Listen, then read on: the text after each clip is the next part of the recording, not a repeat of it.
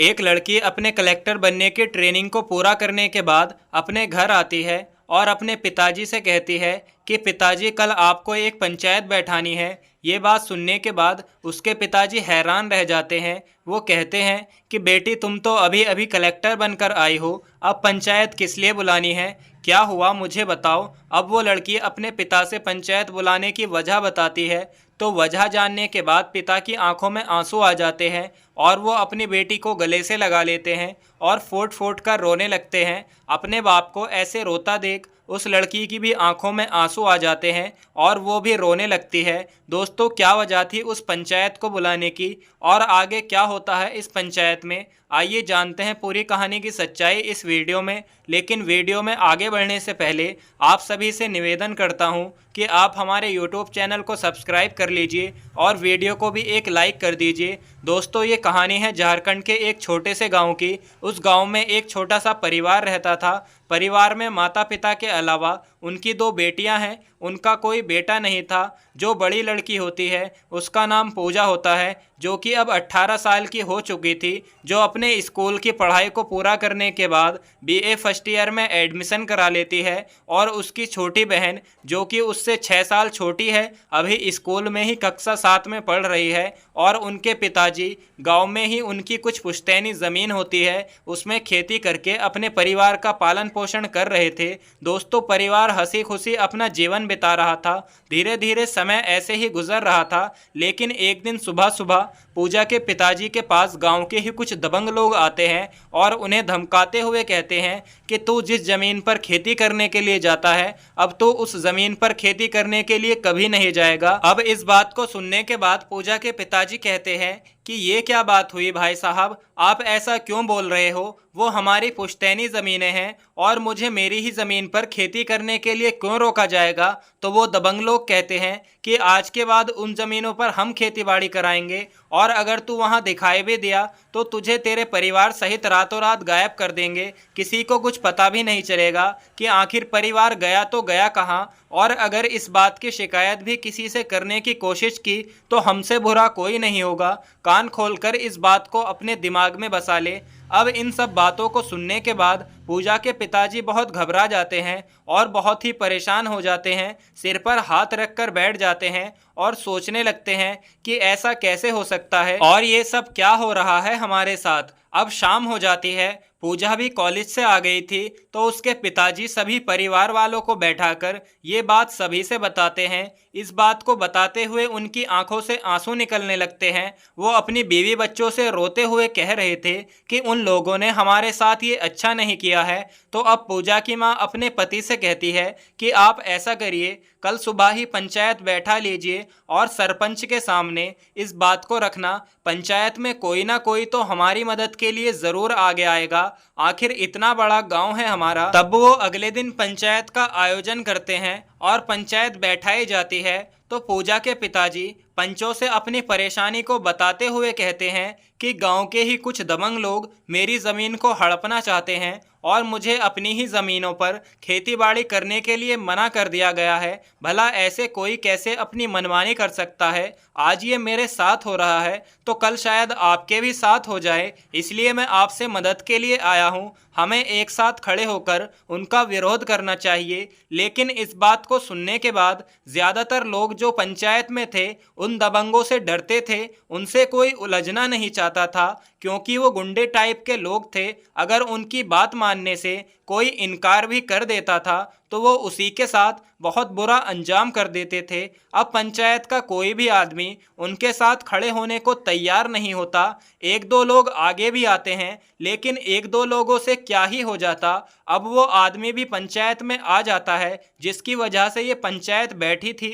वहाँ आकर वो पूजा के पिताजी की बहुत बेइज्जती करता है, उन्हें बहुत जलील करता है। इधर पूजा के पिताजी अकेले पड़ जाते हैं, उनकी आंखें भर आती है, वो सिर पर हाथ रखकर बैठ जाते हैं और पंचायत कोई फैसला सुनाए बिना ही उठ जाती है और सभी लोग अपने घर घर को चले जाते हैं और फिर वो भी अपने घर लौट आते हैं। शाम में पूजा घर आती है तो अपने पिताजी से पूछती पूछती है कि पिताजी क्या फैसला हुआ है पंचायत में, क्या हमारी ज़मीन हमें वापस मिल जाएगी। लेकिन वो कोई जवाब नहीं देते और कमरे में चले जाते हैं। अपने पिता की ऐसी हालत देखकर वो समझ जाती है, क्योंकि वो काफ़ी बड़ी हो चुकी थी और इतनी समझदार तो थी ही कि उसके पिताजी के साथ ज़रूर कुछ ना कुछ तो गलत हुआ है और वो बहुत ज़्यादा टेंशन में है। इसके बाद वो घर से बाहर जाती है और अपने ताऊ चाचा से इस बात को जानने की कोशिश करती है कि आखिर पंचायत में उनके साथ हुआ क्या है। तो वो बताते हैं कि पंचायत में उनके साथ बहुत बुरा हुआ है, उनकी कोई भी बात नहीं रखी गई, उनको बहुत जलील भी किया गया, जिसकी वजह से वो पंचायत में ही रो पड़े थे। ये बात सुनकर पूजा को बहुत गुस्सा आ जाता है, उसे बहुत बुरा लगता है। वो इस बात को लेकर गहरे सोच विचार में रहने लगती है। अब रात हो जाती है तो पूजा और उसकी छोटी बहन कमरे में सोने के लिए चले जाते हैं, लेकिन उनके माता पिता बाहर आंगन में ही बैठे हुए बात कर रहे थे। उसके पिता अपनी पत्नी से कह रहे थे कि आज जो कुछ भी मेरे साथ पंचायत में हुआ है, अगर हमारी बेटी की जगह कोई बेटा होता तो आज ये सब ना हो पाता। इस बात को पूजा भी कमरे में बैठी हुई सुन लेती है। सुनने के बाद वो खूब रोती है, क्योंकि आज उसे एहसास दिला दिया गया था कि वो एक लड़की है और लड़कों की अहमियत क्या होती है, उसे ये बतला दिया गया था। उसके पिताजी कह रहे थे कि अगर मेरा बेटा होता तो मेरे साथ कंधे से कंधा मिलाकर खड़ा रहता और मैं उन लोगों को फिर देख लेता। इस बात पर उसकी पत्नी कहती है, जी कोई बात नहीं, हमें ईश्वर के फैसले पर ही राज़ी रहना चाहिए, पता नहीं क्या भलाई है इसमें। वो कहती है, क्या हुआ, हमारे पास अगर दो बेटियां हैं तो हमारी दोनों बेटी अच्छी है। लेकिन पूजा को अपने पिता की ये बात किसी कांटे की तरह चुभ गई थी और उसको भी लगने लगता है कि अगर मैं लड़का होती तो आज अपने पिताजी के साथ कंधे से कंधा मिलाकर खड़ी रहती। अब पूरी रात वो इसी बात को सोचती रहती है। उसकी छोटी बहन सो जाती है, लेकिन वो रात भर सो नहीं पाती। अब सुबह होती है और वो तैयार होकर कॉलेज चली जाती है, लेकिन कॉलेज में भी उसके दिमाग में यही बातें चलती रहती है कि मेरे पिताजी की इतनी ज़्यादा बेइज्जती हुई है और अगर मैं बेटा होती तो अपने पिता का सहारा बनती, उनका पूरा साथ दे पाती। इसी तरह से कुछ दिन बीत जाते हैं, लेकिन पूजा कॉलेज में बिल्कुल गुमसुम रहने लगी। अब उस कॉलेज में पूजा की एक मैडम होती है जिनका नाम सुनीता होता है। सुनीता मैडम काफ़ी दिनों से पूजा को नोटिस कर रही थी कि ये इतना गुमसुम क्यों बैठी रहती है। तो वो एक दिन पूजा को अपने ऑफिस में बुला लेती है और उससे पूछती है कि बेटी पूजा, क्या बात है, मैं कई दिनों से देख रही हूँ तुम बहुत बदली बदली सी लगती हो, बिल्कुल गुमसुम रहती हो, किसी से कोई बातचीत नहीं करती, पहले तो तुम्हें कभी ऐसे नहीं देखा मैंने, बताओ क्या बात है। मैं तुम्हारी मैडम हूँ, तुम मुझे बेझिझक अपनी परेशानी बता सकती हो। इसके बाद पूजा सुनीता मैडम के सामने ही रोने लगती है, उनके गले से लिपट जाती है और रोते हुए सारी बात अपनी मैडम से बताती है कि मैडम, मेरे पिताजी के साथ ऐसे ऐसे बहुत बुरा हुआ है और वो कह रहे थे कि अगर मैं बेटी की जगह बेटा होता तो मेरे कंधे से कंधा मिलाकर मेरे साथ खड़ा रहता। इस बात को सुनने के बाद सुनीता मैडम भी बहुत ज़्यादा भावुक हो जाती है और साथ ही साथ परेशान भी हो गई थी, क्योंकि उनके सामने बेटी और बेटा को लेकर भेदभाव वाली बातें आ गई थी। चूँकि वो एक अध्यापक थी तो वो अच्छे से जानती थी कि बेटी और बेटा में कोई फ़र्क नहीं होता, बेटी भी जो चाहे वो करके दिखा सकती है, जो लड़का अपने पिता के लिए कर सकता है वो लड़की भी कर सकती है, बस दोनों के तरीके अलग अलग हो सकते हैं। अब वो पूजा को समझाने लगती है कि बेटी कोई बात नहीं, अगर तुम्हें भगवान ने लड़की बनाकर पैदा किया है तो क्या हुआ, लड़कियां कमज़ोर नहीं होती है। तो वो पूजा को बहुत ज़्यादा मोटिवेशन देती है और कहती है कि बेटी तुम पढ़ लिख कर किसी बड़ी पोस्ट को हासिल करो और फिर अपने पिता के साथ हुए अन्याय का बदला लेना। अब पूजा भी अपने बुलंद हौसलों से कहती है कि मैडम, मैं आपसे वादा करती हूँ कि पढ़ लिख कर एक बहुत बड़ी ऑफिसर बनूंगी और फिर अपने पिता की बेइज्जती का बदला सबसे लूंगी। अब पूजा अपनी पढ़ाई पर बहुत ज़्यादा फोकस करती है और अपने पिता की बेइज्जती को अपने दिल दिमाग में रखते हुए बदले की आग में बहुत ज़्यादा मेहनत करती है। समय बीतता गया, अब उसकी ग्रेजुएशन भी कंप्लीट हो जाती है।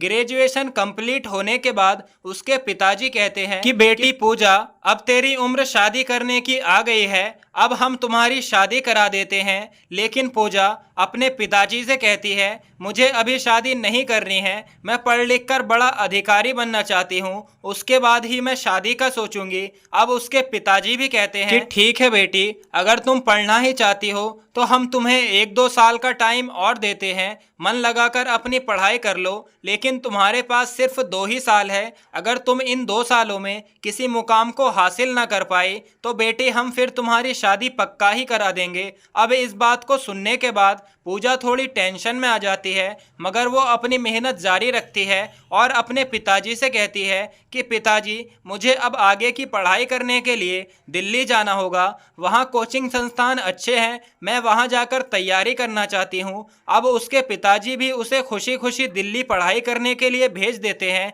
क्योंकि उसके पिता भी अब एक कंपनी में हेल्पर की नौकरी करने लगे थे। अब नौकरी करने से वो थोड़ा बहुत पैसा कमा लेते थे और ऐसे ही अपने परिवार का पालन पोषण कर रहे थे। पूजा की फीस का खर्चा भी इसी पैसों में निकल जाता था, क्योंकि उनकी खेतीबाड़ी तो गांव के दबंगों ने हड़प ली थी। धीरे धीरे समय बीता और पूजा दिन रात एक करके अपनी पढ़ाई को कर रही थी। अब पूजा की मेहनत भी रंग ले आती है, वो यूपीएससी का एग्ज़ाम निकाल देती है और एक आईएएस अधिकारी बन जाती है। जैसे ही उसे अपने रिजल्ट का पता चलता है तो वो खुशी के मारे फूट फूट कर रोने लगती है। उसके साथ जो लड़कियां कोचिंग करती थी वो उसे संभालती है और चुप कराती है। उसकी दोस्त कहती है कि पूजा, अब तो तुम एक आईएएस अधिकारी बन जाओगी, अब इतना क्यों रो रही हो, जबकि तुम्हें तो खुश हो जाना चाहिए था। तो पूजा जवाब देती है कि बहन, ये गम के नहीं, खुशी के आंसू है। आज मैंने उस मुकाम को हासिल कर लिया है जिसका मैंने अपनी मैडम से वादा किया था और अपने पिताजी को भी भरोसा दिलाया था। अब वो इस खबर की सूचना फ़ोन करके पहले तो अपनी मैडम सुनीता को देती है कि मैडम, मैं एक आईएएस अधिकारी बन चुकी हूँ। ये खबर सुनकर सुनीता मैडम भी बहुत खुश हो जाती है, पूजा को बहुत बधाई देती है, कहती है कि तुम ऐसे ही अपने जीवन में और भी कामयाबियों को हासिल करो। इसके बाद वो ये खुशखबरी अपने घर वालों को बताती है कि पिताजी, आपकी बेटी एक आईएएस ऑफिसर बन चुकी है, अब मैं ट्रेनिंग के लिए जाऊंगी और इसके बाद ड्यूटी ज्वाइन कर लूंगी, लेकिन आप ये खबर अभी गांव में किसी को भी मत बताना। उसके पिताजी आश्चर्यचकित होकर पूछते हैं कि बेटी ऐसा क्यों? तो पूजा कहती है कि इस बात का जवाब और ये वजह मैं आपको वक्त आने पर बता दूंगी। अब उसके पिताजी भी पूजा के कहे अनुसार गांव में किसी को भी भनक नहीं लगने देते कि उनकी बेटी आईएएस अधिकारी बन चुकी है। फिर वो ट्रेनिंग के लिए चली जाती है और कुछ समय के बाद ट्रेनिंग भी कंप्लीट हो जाती है, लेकिन ड्यूटी ज्वाइन करने के लिए अभी कुछ समय और बाकी था। तो वो इस समय के बीच अपने गांव घर वापस आ जाती है। पूजा को देखकर उसके माता पिता उसे गले लगाकर खूब रोते हैं, क्योंकि पूजा आज पूरे 2 साल के बाद एक आईएएस अधिकारी बनकर घर लौटती है और इन 2 सालों में वो अपने घर पर सही से बात भी नहीं कर पाती थी, क्योंकि दोस्तों, पूजा जब पढ़ती थी तो खुद को कमरे में बंद कर लिया करती थी। उसको इतनी भी खबर नहीं रहती थी कि कमरे के बाहर का मौसम कैसा है, दिन हो रही है या रात। उसे किसी भी बात से कुछ लेना देना नहीं रहता था। उसने दिन रात एक कर दिया था, तब जाकर इस मुकाम को हासिल किया था। इसके बाद पूजा अपने पिताजी से कहती है कि पिताजी, कल आपको एक पंचायत बुलानी है। तो उसके पिताजी अचंभे में पड़ जाते हैं, पूछते हैं कि बेटी, कल पंचायत किस लिए बुलानी है? ऐसी क्या बात हो गई है जो तुम पंचायत बैठाना चाहती हो? तो उसके बाद पूजा कहती है कि पापा, क्या आपको वो दिन याद नहीं जब आपने पहले पंचायत बुलाई थी? तो उस पंचायत में आपको बेवजह कितना जलील किया गया था, आपका मजाक बनाया गया था। इस बात को सुनने के बाद पूजा के पिताजी की आंखें फिर से आंसुओं से भर आती है। पूजा की इस बात को सुनकर पूरा ही परिवार भावुक हो जाता है। पूजा अपने पिता से कहती है कि आपके अपमान का बदला लिया जाएगा, इसलिए आपको एक बार फिर से पंचायत बुलानी है। इस बात को सुनकर पूजा की माँ उसे रोकते हुए कहती है कि बेटी, ये सब अपने दिमाग से बातें निकाल दो, अब तुम कामयाब हो चुकी हो, हमारे लिए यही खुशी की बात है। लेकिन पूजा नहीं सुनती, अपने पिता से साफ साफ बोल देती है कि आपको कल पंचायत बुलानी ही है। अब अगले दिन पूजा के पिता एक बार फिर से लोगों को इकट्ठा करके पंचायत बैठा देते हैं। अब सभी लोग आ जाते हैं तो उन लोगों को भी बुलवाया जाता है जिन्होंने पूजा के पिता को धमकाया था।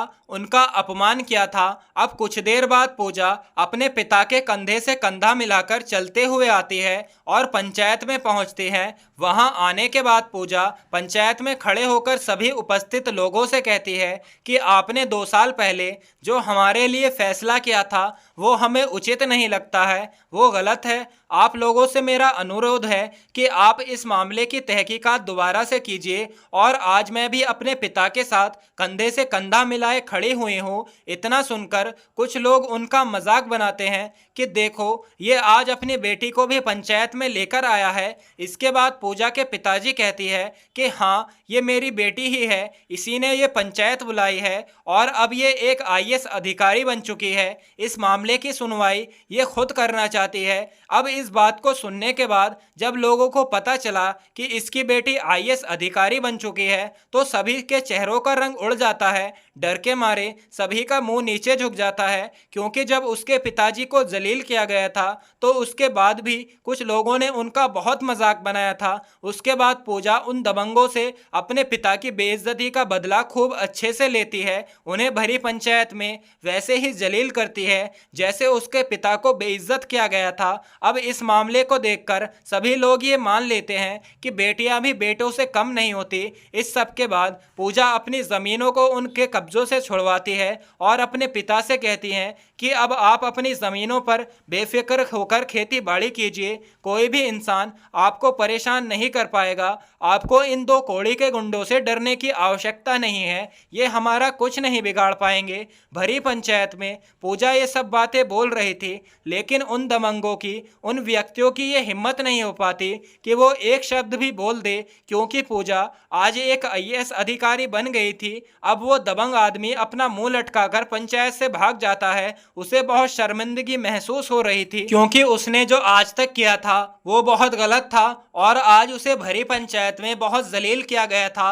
गांव के सभी लोग पूजा को बड़ी सम्मान की दृष्टि से देख रहे थे और फिर पूजा अपने पिता को लेकर घर चली जाती है। घर पहुंचने के बाद वो अपनी माँ और छोटी बहन के सामने अपने पिता से कहती है कि पिताजी, भगवान ने आपको बेटा नहीं दिया तो कोई बात नहीं, लेकिन मैं भी किसी बेटे से कम नहीं हूँ। इस पर उसके पिताजी फिर से भावुक हो जाते हैं और कहते हैं कि बेटी, मैंने कब तुमसे ऐसा कहा कि तुम बेटी हो और हमारा कोई बेटा नहीं है। तो पूजा अपने पिता को याद दिलाते हुए कहती है कि जब एक रात आप और मम्मी बाहर बैठे हुए बात कर रहे थे तो मैंने ये सब बातें अंदर कमरे से ही सुन ली थी और मैंने ठान लिया था कि एक दिन मैं बहुत बड़ी अधिकारी बनूंगी और आपके साथ कंधा से कंधा मिलाकर चलूंगी। इस बात को सुनकर पूजा के पिताजी भी थोड़ा शर्मिंदा हो जाते हैं, लेकिन पूजा उन्हें फौरन अपने गले से लगा लेती है और कहती है कि पापा, आपको शर्मिंदा होने की कोई ज़रूरत नहीं है।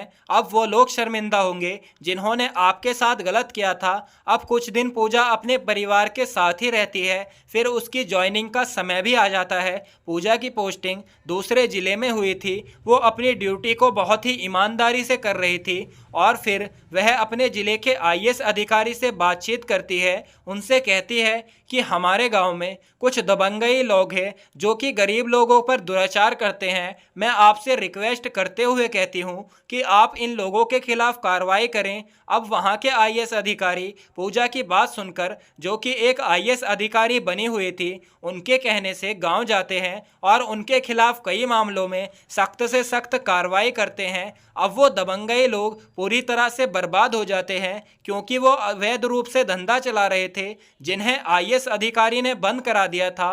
वो लोग भी समझ जाते हैं कि ये सब कार्रवाई उनके साथ अचानक से इसलिए हो रही है क्योंकि उन्होंने पूजा के पिताजी की ज़मीन हड़प कर उन्हें पंचायत में बहुत जलील किया था। अब पूजा के पिताजी को भी इसकी खबर मिलती है तो वो बहुत खुश हो जाते हैं। अपनी बेटी को फ़ोन करके बताते हैं कि बेटी, जिस लोगों ने हमारे साथ बहुत बुरा किया था वो लोग बर्बाद हो गए हैं। जो भी अवैध धंधे वो चला रहे थे सभी को बंद कर दिया गया है। तो पूजा कहती है, हाँ पापा, मुझे भी इसकी सूचना मिल गई थी, क्योंकि मैंने ही जिला कलेक्टर से रिक्वेस्ट की थी आप उन लोगों के खिलाफ कार्रवाई करें। उन्होंने मेरी बात भी सुनी और उनके खिलाफ गलत कामों को बंद करा दिया। ये बात सुनने के बाद पूजा के पिताजी का सीना और भी ज़्यादा गर्व से चौड़ा हो जाता है। वो पूजा को अपनी बेटी होने पर ही बहुत गर्व महसूस करते हैं। तो दोस्तों, ये रही आज की कहानी, जिसमें पूजा के पिता को पंचायत में जलील किया गया, उनकी बेइज्जती की गई। जिस बेइज्जती का बदला लेने के लिए पूजा ने आईएएस अधिकारी बनने की तैयारी की और अपनी कड़ी मेहनत के साथ आईएएस अधिकारी भी बन गई। पूजा का कोई भाई नहीं था, लेकिन वही अपने पिता का सहारा बनी, उनके कंधे से कंधा मिलाकर खड़ी रही। सच में दोस्तों, बेटी भी किसी बेटों से कम नहीं होती। आपको कहानी कैसी लगी कमेंट करके ज़रूर बताइए। अगर स्टोरी ज़रा भी पसंद आई हो तो हमारे यूट्यूब चैनल को सब्सक्राइब कर लीजिए और वीडियो को भी एक लाइक कर दीजिए। मिलते हैं फिर से एक नई और इंटरेस्टिंग कहानी के साथ। तब तक के लिए धन्यवाद। जय हिंद, जय भारत।